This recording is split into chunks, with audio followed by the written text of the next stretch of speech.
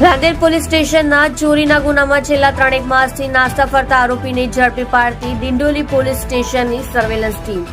આગામી સમયમાં યોજાનાર લોકસભા સામાન્ય ચૂંટણી 2024માં કાયદો અને વ્યવસ્થાની પરિસ્થિતિ જળવાઈ રહે તેમજ સમગ્ર ચૂંટણી મુક્ત અને ન્યાયી વાતાવરણમાં યોજાઈને કોઈ અનિચ્છનીય બનાવ બનતા અટકે તે હેતુસર અધિક પોલીસ મહાનિર્દેશક શ્રી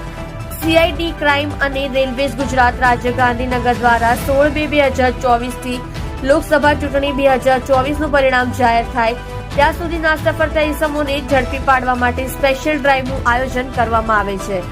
જે સ્પેશિયલ ડ્રાઇવ અંતર્ગત સુરત શહેરના incharge police commissioner Shri Babang Jamir સાહેબ તથા ડીસીબી ઝોન 2 તથા એસીપીડી ડિવિઝન સાહેબ સુરત શહેરનાઓની સૂચના અને માર્ગદર્શન હેઠળ ડિંડોલી પોલીસ સ્ટેશનના police inspector Shri R G Chudasama સાહેબ તથા સેકન્ડ પોલીસ ઇન્સ્પેક્ટર શ્રી એચ.સે સોલંકી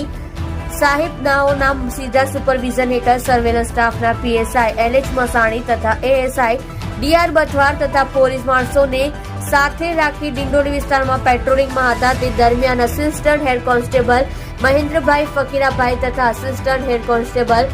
અનિલ રામ અવતાર નાઓને મળે ચોક્કસ બાતમી હકીકત આધારે રાંદેર પોલીસ સ્ટેશનના ચોરીના ગુનામાં વોન્ટેડ અને છેલ્લા 3 માસથી નાસ્તા ફરતા આરોપી નિઝામુદ્દીન અમીરુદ્દીન પીરજાદા નાને